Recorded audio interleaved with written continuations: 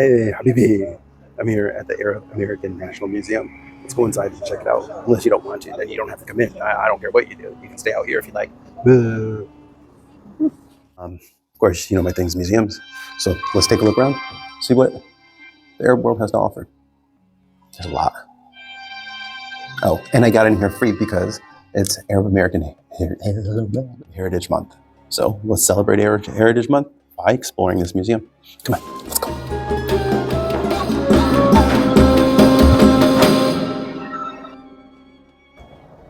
Are you curious to find out who Santa Claus was that served the White House for 50 years? Well, let's find out. Okay, there we go. His name is, are you ready? Are you ready? Are you ready? Are you ready? Right there, his name is Robert George. He worked in the White House for 50 years, served under 7 administrations. Pretty cool, right? Yeah, I'll try to put on one of those outfits one day, 1 year. Yeah, probably no. So I think I decided I'm going to trade my MacBook for that bad boy. I think it's pretty good. Check it out. Look, it has features that the MacBook does not have. Look, it has the floppy disk entry. The Mac doesn't have that. Also hard disk entry. Yeah, the Mac doesn't have that. Look at this cool screen. Like, it's got a back. Yeah, baby got back. That's for you, Bobby. This is Khalil Gibran, one of the greatest philosophers and poets of his time. One of my favorite books actually is called The Prophet. So good. So crystal clear. A short read, but very deep and profound. Check it out. This one right here. That book. Yeah.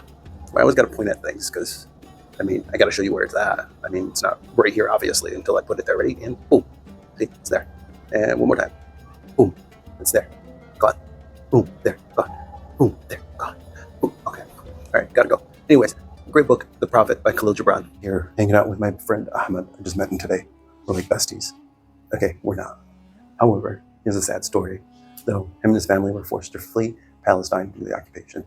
Fortunately, in 1948, with the creation of the State of Israel, it displaced a large number of Palestinians from their home. The United Nations estimates that between 1949 and 1950, roughly almost 800,000 Palestinians were displaced.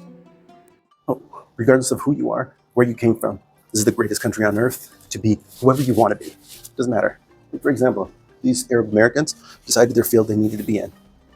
And if you grew up in an Arab American household, then you got forced to be either a doctor, a nurse, a lawyer, a business owner, dentist, list goes on.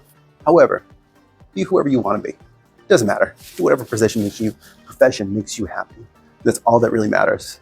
Enjoy yourself, love your family. Despite any discrimination that you may face, regardless, you work hard, earn the things that you have.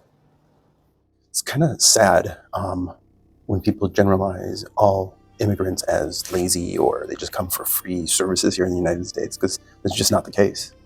I know with my father, he came here, he worked in the fields, he worked hard to build himself, to be the person that he is. And he's not the only one. There's thousands and thousands and thousands of immigrants that helped build the United States and helped build themselves to be who and what they wanted to be. The U.S. is an incredible, incredible country. And the opportunities, the freedom, the independence, it's great. Arab Americans have always been involved in the military. Look, that's my little brother right there. He was a Marine. He served for several years. Despite him being discriminated against or called names, he still served this country, the United States, one of the greatest countries in the world. And I'm proud of him. And I'm proud to be an American. Boom, boom. There's your dance. Okay. Are among the many ethnic groups that make up the United States. They trace the roots of the Arab world, which stretches from North Africa to West Asia. Arab Americans are just as diverse as the Arab world itself. They come from rural and suburban areas in 22 different countries, practicing different religions, working in a variety of fields that have a range of education backgrounds and political affiliations. Despite this diversity, Arab Americans have a shared sense of history, language, and cultural heritage. Whereas the majority of the people who come from the Arab country identify themselves as Arab American, some might identify themselves from another origin, such as Syrian Americans or Palestinian Americans. Some might identify themselves by the ethnic background, such as Chaldean Americans. Arabs have been coming to the United States for hundreds of years. Like others, they come to seek better opportunities. The first significant number of immigrants came between 1880 and 1920. This slowed down drastically because of the restrictive immigration laws passed after World War I. Since the 1970s, the number of Arab Americans has increased rapidly due to the change in these laws and because of the wars and economic hardship in some Arab countries. It is estimated that by 2000, there were about 4.2 million Arab Americans. We often highlight the differences that are between Judaism, Christianity, and Islam. They all have commonalities, such as the roots. They all were born from the Arab world, all have monotheistic religions, the belief that there's only one God. And they believe the Prophet Abraham was the leader in the belief of one God. All recognize a holy book considered to be the Word of God. For the Jews, it's the Torah. For Christians, it's the Bible. And for Muslims, it's the Quran.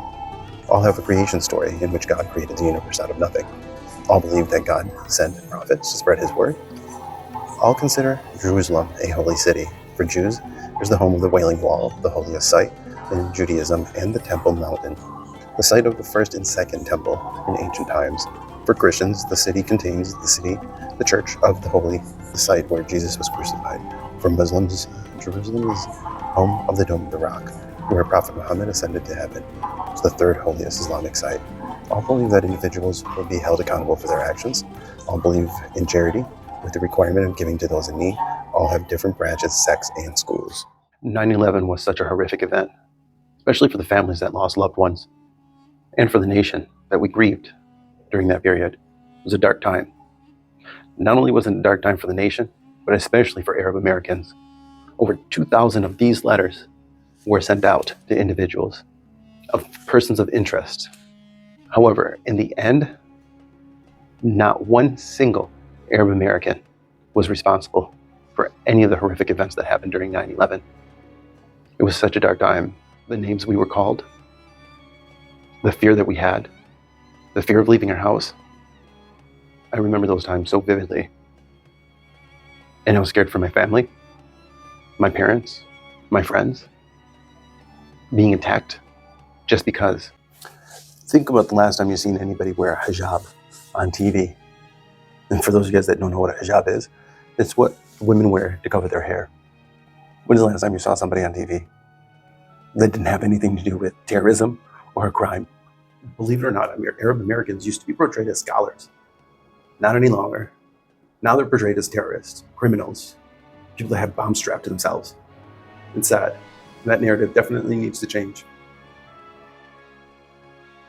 There are so many contributions the Arab world has given to the rest of the world, such as mathematics, astronomy, as well as medicine. This book right here is the anatomy of the human body, where the blood vessels and all of that are depicted. It's kind of gross.